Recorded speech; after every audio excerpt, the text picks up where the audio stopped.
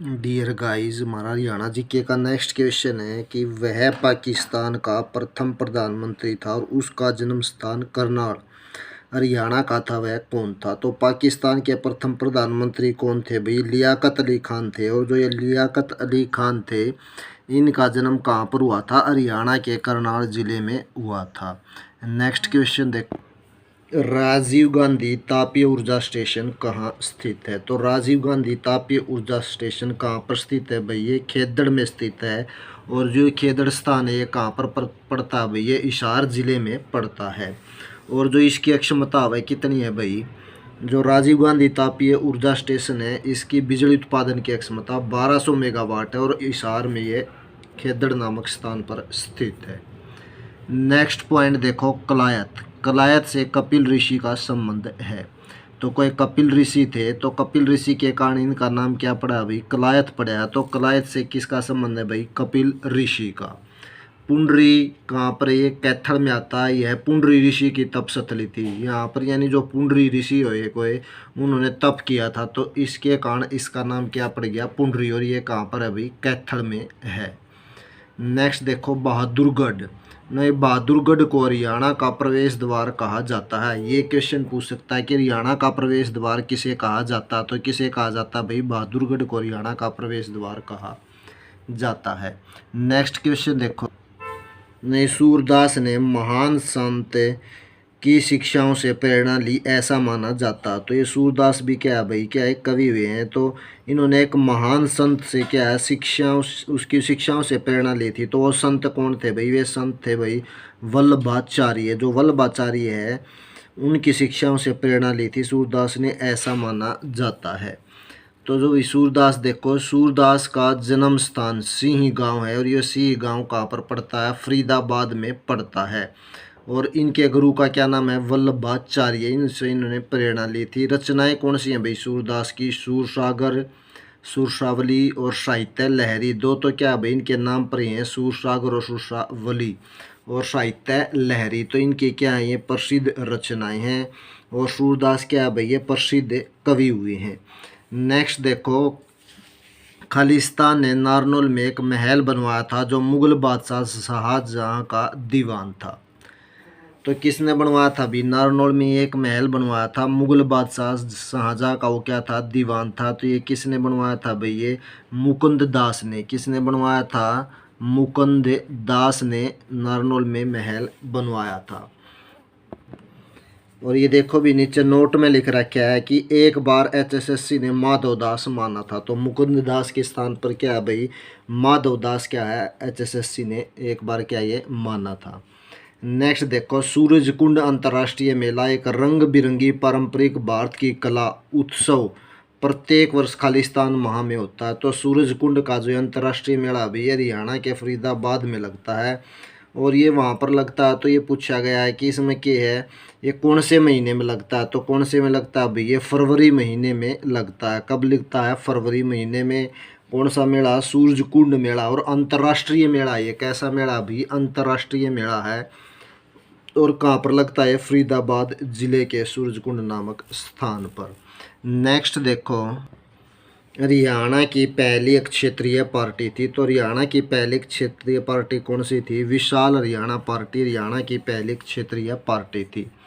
और इसकी स्थापना कब हुई थी? इसकी स्थापना हुई थी 1967 में हुई थी। और इसके जो संस्थापक थे कौन थे भाई? राव वीरेंद्र सिंह इसके संस्थापक थे। और देखो, हरियाणा जनहित कांग्रेस, ये भी क्या हरियाणा की एक पार्टी है। इसकी स्थापना सन 2007 में हुई थी। और इसके संस्थापक कौन थे? भजन लाल थे। उसके बाद आ गई इंडिया नेशनल लोक दल। तो इसका जो स्थापना वर्ष है वो 1999 है। और चौधरी देवीलाल ने किसकी? इंडिया नेशनल लोक दल की स्थापना 1999 में की थी।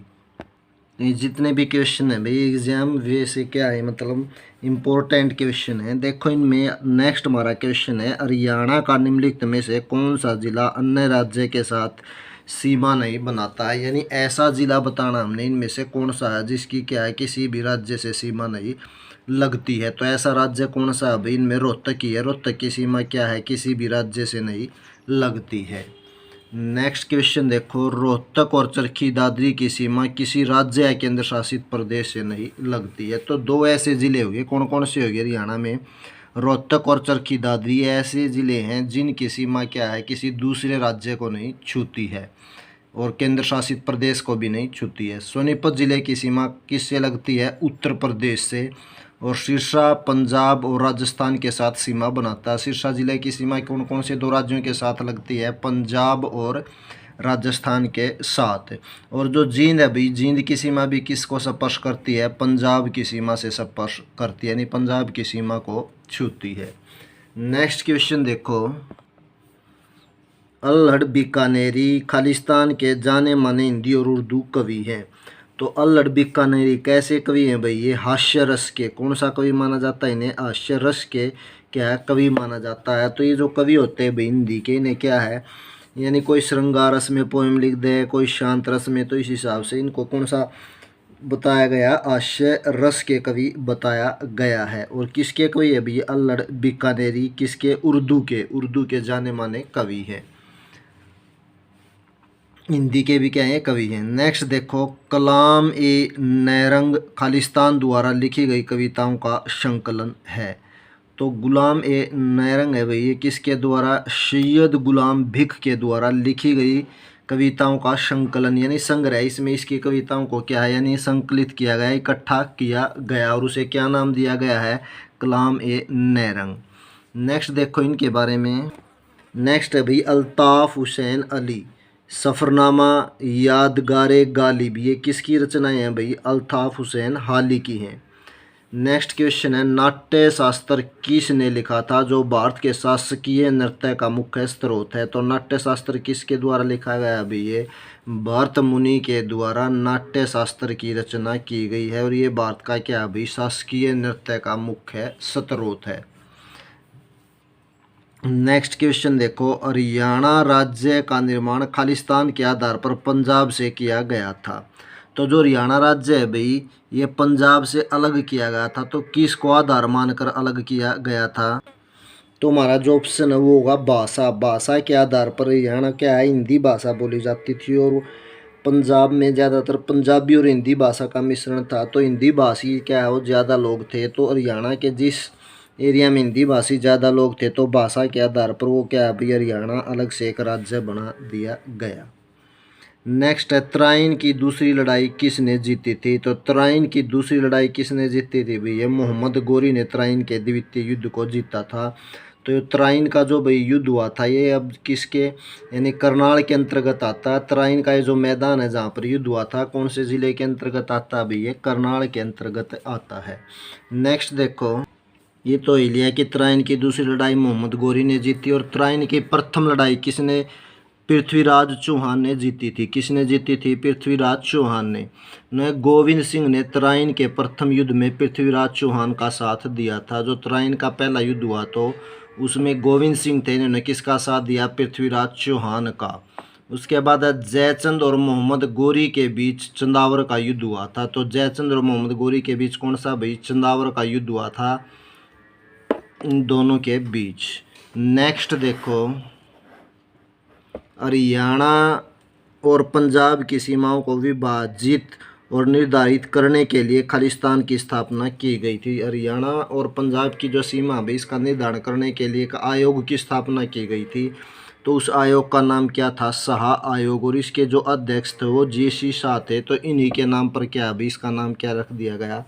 शाह आयोग रख दिया गया। और इसमें कितने सदस्य थे भाई? सीमा आयोग में 3 सदस्य क्या है थे, कौन कौन थे भाई? वे थे JC शाह, SL दत्त और MM फिलिप। ठीक है, तो ये 3 सदस्य इसमें शामिल थे। JC क्या थे इसके?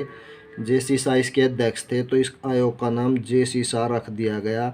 और ये जो आयोग था भाई, हुकम सिंह की सिफारिश पर सीमा आयोग का गठन हुआ था। किसकी सिफारिश पर हुआ था इस आयोग का? हुकम सिंह की सिफारिश पर। नेक्स्ट क्वेश्चन देखो, हरियाणा में खालिस्तान जिले में एक नए अखिल भारतीय आयुर्विज्ञान संस्थान यानी AIIMS की स्थापना की जानी है। तो कौन सा जिला भाई? ये रेवाड़ी। कौन से ज़िले में है? रेवाड़ी में भारतीय आयुर्विज्ञान संस्थान की स्थापना की जानी है। नेक्स्ट देखो अम्बाड़ा, अम्बाड़ा में ऋषि मार्कंडेश्वर विश्वविद्यालय है। कौन सा विश्वविद्यालय है भाई? मार्कंडेश्वर विश्वविद्यालय। मार्कंडेश्वर विश्वविद्यालय कहाँ पर है? ये अम्बाड़ा में है। और शहीद हसन खां मेवाती मेडिकल कॉलेज नाम से ही पता चलता है, शहीद हसन खां मेवाती मेडिकल कॉलेज, ये कहाँ पर है? ये मेवात में है। और B D Sharma university and health science, ये कहाँ पर है भाई? रोहतक में। कहाँ पर है? बी डी शर्मा यूनिवर्सिटी में एंड हेल्थ साइंस। नेक्स्ट हमारा क्वेश्चन देखो, दिनांक 1 अप्रैल 2019 तक हरियाणा मंत्रिमंडल में कितनी संसदीय निर्वाचन क्षेत्र थे? तो कितने संसदीय निर्वाचन क्षेत्र थे भाई? 10 संसदीय निर्वाचन क्षेत्र थे। या कह लो जो एमपी की सीट थी भाई, मेंबर ऑफ पार्लियामेंट की, वे कितनी थी भाई? हरियाणा में 10 थी। नेक्स्ट हरियाणा की सरकारी भाषा है, तो हरियाणा की सरकारी भाषा है, राजकीय भाषा क्या है भाई? हिंदी है। कौन सी है? हिंदी हरियाणा की सरकारी भाषा है, या राजकीय भाषा कह लो, राजकीय भाषा है। तो नेक्स्ट पॉइंट देखो, चौधरी बंसीलाल ने हरियाणा की दूसरी भाषा तमिल घोषित की थी। तो जब चौधरी बंसीलाल क्या बने थे भाई? मुख्यमंत्री बने थे, तो इन्होंने हरियाणा की दूसरी भाषा को तमिल घोषित कर दिया था। लेकिन बाद में चौधरी भूपेंद्र सिंह हुड्डा ने हरियाणा की दूसरी भाषा का दर्जा किसे दे दिया? पंजाबी को हरियाणा की दूसरी भाषा का दर्जा दे दिया। नेक्स्ट क्वेश्चन देखो, हरियाणा के एक प्रसिद्ध कवि और विनोदी हैं। तो हरियाणा के एक प्रसिद्ध कवि और विनोदी कौन है भाई? ये सुरेंद्र शर्मा है। कौन है? सुरेंद्र शर्मा। और इनका संबंध कहाँ से है? सुरेंद्र शर्मा महेंद्रगढ़ जिले से संबंधित है। महेंद्रगढ़ क्या है भाई? इनका जन्म स्थान माना जाता है। उसके बाद आगे नेक्स्ट कपिल शर्मा। कपिल शर्मा का संबंध कहाँ से है? पंजाब से है। फिर आगे पंडित नेकीराम शर्मा, ये प्रसिद्ध हस्ती हैं, तो इनका संबंध कहाँ से है? केलंगा गांव भिवानी से है। ये हरियाणा के सबसे बड़े स्वतंत्रता सेनानी थे। यानी जो स्वतंत्रता आंदोलन हुआ था तो उसमें इन्होंने बड़ी बढ़ चढ़ कर भाग लिया था। तो ये हरियाणा के क्या सबसे बड़े स्वतंत्रता सेनानी थे। नेक्स्ट क्वेश्चन देखो, स्वतंत्रता आंदोलन के दौरान किसने रोहतक से उर्दू और हिंदी में हरियाणा तिलक नामक साप्ताहिका पत्रिका प्रकाशित की? एक पत्रिका है ये साप्ताहिक पत्रिका, जिसका नाम है हरियाणा तिलक। और ये स्वतंत्रता आंदोलन के दौरान रोहतक से कौन सी उर्दू और हिंदी दोनों भाषाओं में प्रकाशित हुई थी? तो ये किसने प्रकाशित की थी भाई? ये पत्रिका प्रकाशित की थी पंडित श्री राम शर्मा ने। किसने? पंडित श्री राम शर्मा ने। तो पंडित श्री राम शर्मा के संबंध में देखो, हरियाणा तिलक पत्रिका उर्दू और क्या भाई? हिंदी भाषा में इन्होंने प्रकाशित की। और हरियाणा के नवरत्न, हरियाणा का इतिहास, ये भी क्या भाई? इनकी रचनाएं हैं। पंडित नेकीराम शर्मा क्या है भाई? इनकी संदेश नामक है पत्रिका। श्री राजा राम शास्त्री, इन्होंने ईख की खेती और झाड़ू फ्री नामक क्या भाई? ये रचनाएं हैं इनकी, उपन्यास, ये क्या लिखे हैं? श्री विशंबरनाथ कौशिक। श्री विशंबरनाथ कौशिक के कौन से हैं भाई? चांद और दुबे की चिट्ठियाँ, ये किसके हैं? श्री विशंबरनाथ कौशिक की रचनाएं हैं। नेक्स्ट क्वेश्चन है, हरियाणा के महेंद्रगढ़ जिले में निम्न में से क्या प्रमुख रूप से खनन किया जाता है? तो हरियाणा के महेंद्रगढ़ जिले में स्लेट पत्थर क्या है भाई? मुख्य रूप से खनन किया जाता है। कौन सा? स्लेट पत्थर। और महेंद्रगढ़ को भाई खनिजों की नगरी के नाम से भी जाना जाता है। किसको जाना जाता है खनिजों की नगरी के नाम से? महेंद्रगढ़ को। नेक्स्ट है, वर्तमान में हरियाणा में वन्य जीव अभ्यारण्य हैं। तो वर्तमान में हरियाणा में वन्य जीव अभ्यारण्य कितने हैं भाई? 8 वन्य जीव अभ्यारण्य हैं। और हरियाणा में 2 राष्ट्रीय उद्यान हैं तथा 8 वन्य जीव अभ्यारण्य। राष्ट्रीय उद्यान पूछे तो 2 हैं, और वन्य जीव अभ्यारण्य पूछे तो कितने हैं भाई? ये 8 हैं। नेक्स्ट देखो, हरियाणा में उत्तरी सीमा पर अवस्थित है, यानी हरियाणा की उत्तरी सीमा पर कौन कौन से राज्य स्थित हैं भाई? तो ये कौन कौन से राज्य स्थित है? पंजाब और हिमाचल प्रदेश हरियाणा की कौन सी सीमा पर लगते हैं भाई? उत्तरी सीमा पर अवस्थित राज्य हैं। हरियाणा के उत्तरी सीमा पर पंजाब और हिमाचल प्रदेश हैं। हरियाणा की सीमा भारत के 5 राज्यों और 2 केंद्र शासित प्रदेशों को छूती है। तो कितने राज्यों को छूती है हरियाणा की सीमा? 5। और केंद्र शासित प्रदेश को कितने को? 2 को छूती है। कौन कौन से भाई? चंडीगढ़ हो गया और दूसरा क्या हो गया? दिल्ली। तो इन दोनों को क्या हरियाणा की सीमा छूती है। 5 जो राज्य हैं भाई कौन कौन से हैं? उत्तराखंड, उत्तर प्रदेश, 2 तो ऊ से हो गए, उत्तराखंड और उत्तर प्रदेश। पंजाब और हिमाचल हो गया और राजस्थान हो गया। तो ये 5 राज्य हैं जिनसे हरियाणा की सीमा क्या है भाई स्पर्श करती है। और केंद्र शासित प्रदेश 2 हैं, दिल्ली और चंडीगढ़। नेक्स्ट क्वेश्चन देखो, मारकंडा नदी कहाँ से निकलती है? तो मारकंडा नदी कहाँ से निकलती है भी हमें बताए, शिवालिक की पहाड़ियों से निकलती है। ठीक है, कहाँ से निकलती है? शिवालिक की पहाड़ियों से। जो मारकंडा नदी है ये हिमाचल प्रदेश में किसकी? शिवालिक की पहाड़ियाँ, तो वहाँ से निकलती है। और मारकंडा नदी का प्राचीन नाम, अगर पुराना नाम पूछा जाए तो इसका क्या नाम है भी? मारकंडा का अरुणा। और फिर आ गया भाई टांगरी नदी। टांगरी नदी भी कहाँ से? मोरनी की पहाड़ियों से निकलती है। नेक्स्ट हमारा, हरियाणा राज्य में लगभग कितना वन क्षेत्र है? तो हरियाणा राज्य में लगभग कितना भी, लगभग ये कितना है 1500 वर्ग किलोमीटर में वन क्षेत्र फैला हुआ है। राज्य में 1408 वर्ग किलोमीटर क्षेत्र में वन पाए जाते हैं। जो कुल भौगोलिक क्षेत्र यानी जो कुल भौगोलिक क्षेत्रफल है उसका कितना भाई? 3.4% है। कितना है? 3.4% है। कितना? 3.4%।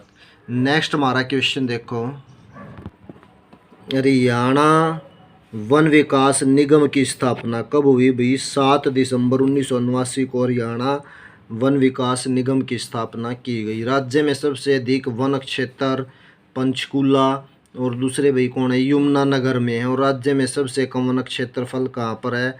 फतेहाबाद में है। नेक्स्ट देखो, जनसंख्या की दृष्टि से हरियाणा विधानसभा का सबसे बड़ा निर्वाचन क्षेत्र है।